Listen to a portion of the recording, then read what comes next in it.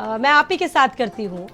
ये महाकुंभ जिसका श्री गणेश आज किस हो चुका है, आज देखा लोगों ने किस तरीके से वहाँ पर पहुँचे, लोगों ने स्नान किया। क्या इसकी पौराणिक महत्व है? क्या इससे पीछे जो तस्वीरें हैं हमारे दर्शकों को अगर बताना चाहें आप, क्या है ये महाकुंभ? शांताकारं पद्मनाभं श्रीकं विश्वाधारं मृगं सत्कर्णं शुभांगं लक्ष्मीकान्तं कमलनयनं योगिभिर्ध्यानगम्यं वंदे विष्णु भवभयहरं सर्वलोकैकनाथं।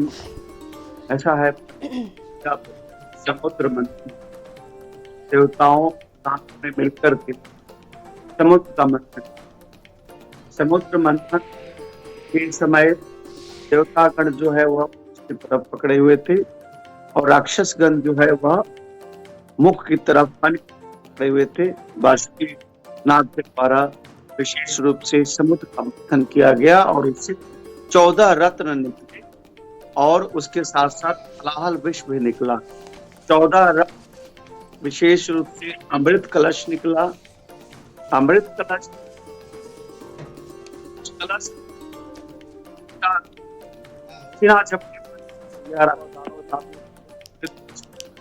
लेकर इसी भी जिस तरह द्वंद्व था देवताओं और दानवों के बीच, तो 4 जगह अमृत कलश से छलक करके अमृत की दुनिया के लिए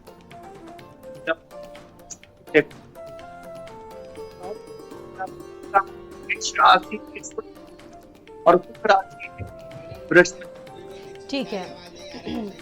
आपकी आवाज थोड़ी सी क्लियर नहीं आ रही है। हमारे साथ प्रिव्रत दीक्षित लगातार मौजूद है।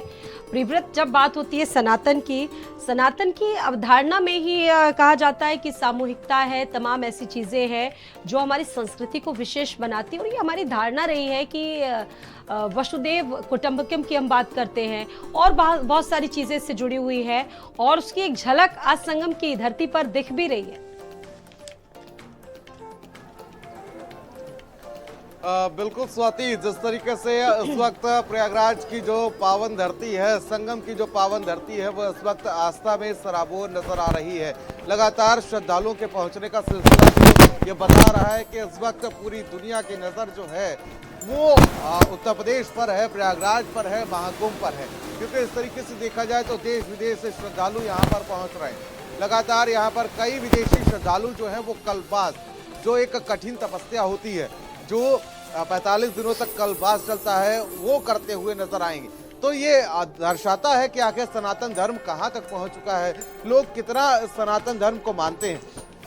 और साथ ही साथ देखिए, सुबह से ही भीषण ठंड में ये आस्था की डुबकी लगाते हुए श्रद्धालु नजर आ रहे हैं। लगातार देखिए, हाड़ कपाने वाली ठंड जिसे कहते हैं, उस ठंड में ये श्रद्धालु यहाँ पर पहुंचे हुए हैं दूर दूर से। कोई मुंबई से आया है तो कोई बेंगलोर से आया है। ये तमाम दूर दूर से श्रद्धालु पहुंचे हुए हैं जो यहाँ पर डुबकी लगाते हुए आस्था की नजर आ रहे हैं। और देखिए, सुबह की अगर बात की जाए तो सुबह 3 बजे से ही यहाँ पर श्रद्धालु पहुंचे हुए हैं। और ये देखिए, ये गंगा के घाट का नज़ारा है जो मैं आपको दिखा रहा हूँ कि गंगा के घाटों पर इस वक्त भीड़ लगी हुई है। वो कहते हैं कि गंगा जी के घाट पर हुई संतन की भीड़, तुलसीदास चंदन घिसे तिलक दे रघुवीर। तो देखिए, वही इस वक्त ये नज़ारा यहाँ पर नजर आ रहा है कि आखिर किस तरीके से दूर दूर से लोग आए हुए हैं और आस्था का महासमागम जो है वो होता हुआ नजर आ रहा है। देखिए, तस्वीरों के माध्यम से आपको दिखाना चाहेंगे कि आखिर किस तरीके से जो श्रद्धालु हैं वो पहुंचे हुए हैं। और यहाँ पर कहीं ना कहीं पुलिस जो है, पुलिस प्रशासन जो है वो अलर्ट है और पूरी तरीके से श्रद्धालु जो पहुंचे हुए हैं, जो यहाँ पर स्नान करने के लिए लोग पहुंचे हुए हैं, उनकी मदद करते हुए नजर आ रहे हैं। यहाँ पर कुछ विदेशी पर्यटक भी पहुंचे हुए हैं, विदेशी श्रद्धालु भी पहुंचे हुए हैं, उनसे बातचीत करने की कोशिश करेंगे। How are you feeling after coming here? I don't speak English. You know English? How are you feeling after coming here? Sorry, I didn't hear. How are you feeling after? Most amazing thing in my life, I think. It's just crazy. So many people in such a small place. I couldn't imagine something like this. Have you ever seen like this event? Nowhere in the world there is something like this. I've traveled a lot everywhere, and it's only here you can see that. You know, about 44 crore people are coming here to take a bath of devotee. Yes, the Naga sadhus are coming tomorrow morning. Yes, we are expecting that for the royal bath. How much are you excited about this?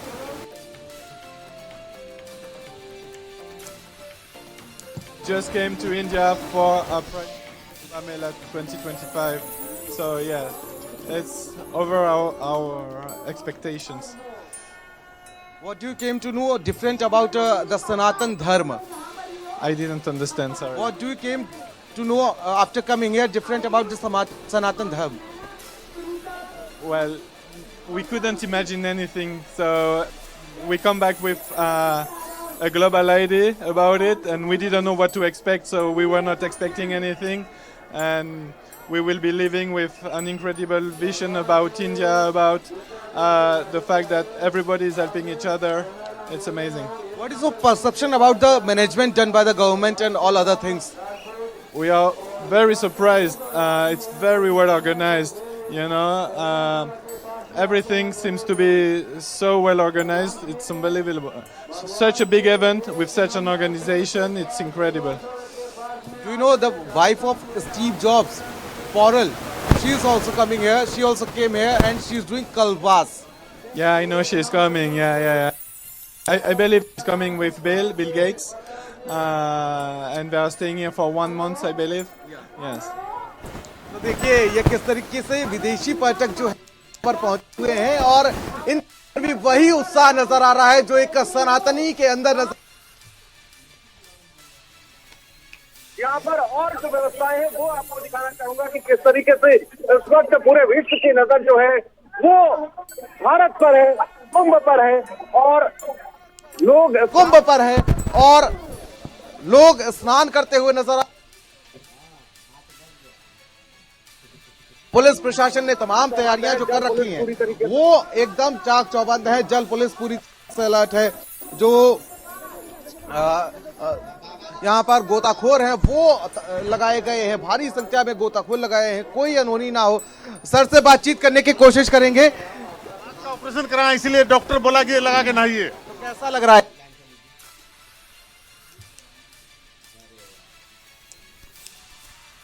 ठंड है ही नहीं।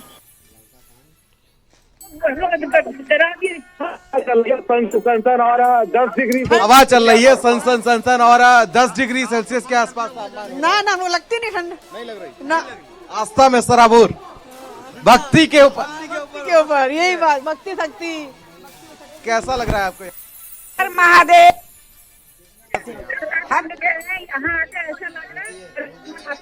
ठीक है, सुनील शुक्ला हमारे साथ इस वक्त मौजूद हैं, वरिष्ठ पत्रकार लगातार जुड़े हुए हैं। सुनील शुक्ला जी, अपने जीवन काल में, अपने पत्रकारिता काल में आपने कई सारे कुंभ देखे होंगे, लेकिन इस बार का कुंभ बता रहे हैं कि बड़ा अलग है।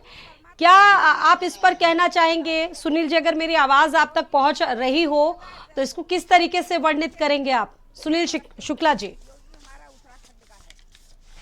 धन्यवाद स्वाति जी। जी पिछले कई कुंभ हमने देखे हैं और लगातार देखते चले आ रहे हैं। मैं तो इलाहाबाद में जी आज के प्रयागराज में 1980 में पढ़ने के लिए आया था।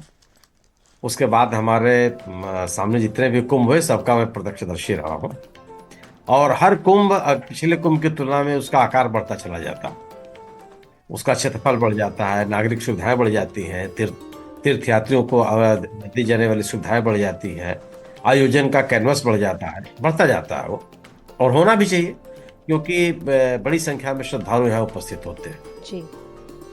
लेकिन जो सबसे बड़ी प्रमुखता दी जानी चाहिए वह है कि जो कुंभ मेले में आने वाला तीर्थयात्री है वह एक सुविधाजनक तरीके से स्नान करे, उसको प्रवास के लिए कहीं भटकना न पड़े, ठंड के दौरान खुले आसमान के नीचे रुकना न पड़े, अपने घाट तक जाने में उसको कोई असुविधा न हो। जब वो कल्पवास के लिए आ रहा है तो अपने साजो सामान के साथ, अपने आवश्यक वस्तुओं के साथ अपने कैंप तक पहुंच जाए। जिन शिविरों में वो रह रहे हैं उन शिविरों में जितनी आवश्यक वस्तुएं हैं जितनी आवश्यक सुविधाएं हैं वो उनको उपलब्ध हो जाए, यह प्राथमिकता होनी चाहिए। लेकिन अगर आप इससे अलग राजनीतिक लाभ लेने की कोशिश करते हैं या कोई राजनीतिक संदेश देने की कोशिश करते हैं तो वह लक्ष्य पूरा नहीं होता। अच्छी बात है कि बड़ी बड़ी संख्या में, कल तो देर रात सही में वहां गया हुआ था, बड़ी संख्या में लोगों का पहुंचना का काम शुरू हो गया था और लोग लगातार संगम की तरफ चले जा रहे थे। निश्चित रूप से भीड़ को कम करने के लिए, भीड़ को एक जगह इकट्ठा न होने देने के लिए बड़ी लंबी चौड़ी स्नान घाट विकसित किए गए हैं, संगम से लेकर के और आप कह सकते हैं दारागंज से आगे तक, कि जो जहां है वहां स्नान जी। और गंगा में व्यवस्थित तरीके से घाट विकसित किए गए हैं, क्योंकि जो प्रवासी है, जो कल्पवासी है, वो भी स्नान करने के लिए निकलते, वो उसका भी क्रम होता है नहाने का। तो ये एक कोशिश की गई है कि लोगों को अपने कैंपों के पास जो गंगा नदी के तट हैं उनको स्नान के उपयुक्त बना दिया जाए। ये बहुत ही शुभ बात, और बहुत देखिए अच्छी जो बात है। रिएक्शंस वहां से आ रहे हैं सुनील जी, ये भी अपने आप में बड़े उत्सुकता को बढ़ाते हैं कि लोग बड़े संतुष्ट नजर आ रहे हैं इस बार की जो व्यवस्था। आपने इससे पहले भी कुंभ देखे होंगे, बहुत सारी चीजें रही होंगी, क्या इतनी भीड़ तभी भी वहां पर रहती थी? भीड़ तो पहुंचती थी, लेकिन इस बार भीड़ का ज्यादा अनुमान है क्योंकि अब टेक्नोलॉजी वाला युग है, 40 करोड़ से ज्यादा भीड़ वहां पर पहुंच रही है, ऐसा अनुमान है। लेकिन अब तो आप देख रहे होंगे कि ये 21वीं शताब्दी AI जैसी टेक्निक का भी भरपूर उपयोग कर रहे हैं। पहले कुंभ के लिए कहा जाता था कि अगर कोई बिछड़ जाता था जो जल्दी अपने उसे मिलता नहीं था, लेकिन इस बार ऐसा कुछ नहीं है, बड़ी व्यवस्थाएं हैं, टेक्निकली हम बड़े मजबूत हो गए। देखिए जो आस्था के सवाल होते हैं ना, उनका तकनीक से केवल आप उसका प्रचार प्रसार कर सकते हैं। अगर जिसको गंगा संगम में स्नान करना है तो कोई तकनीक नहीं बनी है कि उस बिना संगम तट पे आए स्नान कर ले, ये तो संभव नहीं है। अगर कोई व्यक्ति इस मेले में खो जाएगा तो उसको खोजने के अलावा, उसको अनाउंसमेंट के द्वारा उसको लोकेट करने के अलावा और क्या विकल्प हो सकता है आपके पास? तकनीक के माध्यम से निश्चित रूप से आप उसका आकार बहुत बड़ा कर देते हैं। शैलेश तिवारी जी भी हमारे साथ लगातार मौजूद हैं, रुक कर लेंगे क्योंकि उस वक्त उनकी ऑडियो क्लियर नहीं आ पा रही थी। आचार्य शैलेश तिवारी, आप महत्व बता रहे थे महाकुंभ की, इससे जुड़ी कई दंत कथाएं ऐसी हैं जिसका आप वर्णन कर रहे थे। हम चाहते हैं कि संक्षेप में आप बताइए कि जिस तरीके से आस्था का एक बड़ा संचार यहाँ से होता है, हमारी सनातन, हमारी संस्कृति, बहुत सारी सुखद अनुभूतियां यहाँ से जुड़ी हुई हैं, इसको किस तरीके से आप देखते हैं? क्योंकि ये पूरे विश्व को सहेजने की क्षमता रखता है। कितना महत्व है हमारे सनातन में इस महाकुंभ का? जी स्वाति बहन, यह सबसे बड़ा सनातन धर्म का महोत्सव है और इसमें ग्रहों की स्थिति ऐसी है कि जब सूर्य मकर राशि में होते हैं और बृहस्पति देव वृषभ राशि में होते हैं तो प्रयागराज जो तीर्थराज कहे जाते हैं वहां पर कुंभ लगता है। और यह प्रत्येक 12 वर्ष में, 12 वर्ष में इसलिए वर्ग दे और सूर्य की उपासना करते हुए अपने जीवन का कल्याण करने के लिए मां गंगा से प्रार्थना करें, भगवान शिव की उपासना करें। आज के दिन आप विविध प्रकार के दानों को भी करके अपने जीवन का कल्याण कर सकते हैं। तो जिस स्थिति में है, आप जहां हैं, आप यहाँ हैं, तो आप अन्य किसी क्षेत्र में हैं तो वहां से भी 100 बार मां गंगा का स्मरण करें और सूर्य को 27 बार अर्घ्य दें। ऐसा करने से आपके जीवन की समस्त आपदाएं समाप्त हो जाएंगी और आपका कल्याण भी हो जाएगा। तो रिएक्शंस वहां से लगातार आ रहे हैं और हमारे साथ खास मेहमान जुड़े हुए हैं। आचार्य शैलेश जी, आप अपनी बात कंप्लीट कीजिए। जी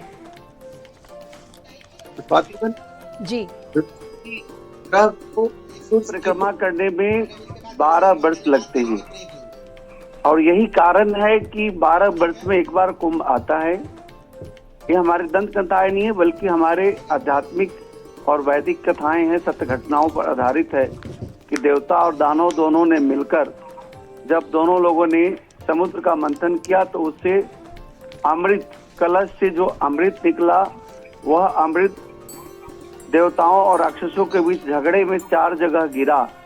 वही स्थान एक हरिद्वार है, एक प्रयागराज है, एक नासिक है और एक उज्जैन है। जी जब हरिद्वार में जब ग्रहों की स्थिति होती है, मेष राशि में सूर्य होते हैं और कुंभ राशि में बृहस्पति होते हैं, तो वहां पर कुंभ का स्नान का विशेष आयोजन होता है। यह कुंभ केवल स्नान का नहीं है बल्कि यहाँ दान तप जप ठीक है, वक्त की हमारे पास यज्ञ, कमी है बहुत, हवन। माफी के साथ हमें यहीं पर समापन करना होगा। और कहते हैं कि जहां जहां भी अमृत की बूंदें गिरी वहां पर इस तरह का आस्था का नजारा अब देखने को मिलता है। फिलहाल एक छोटा सा ब्रेक लेंगे, लौटेंगे जल्द।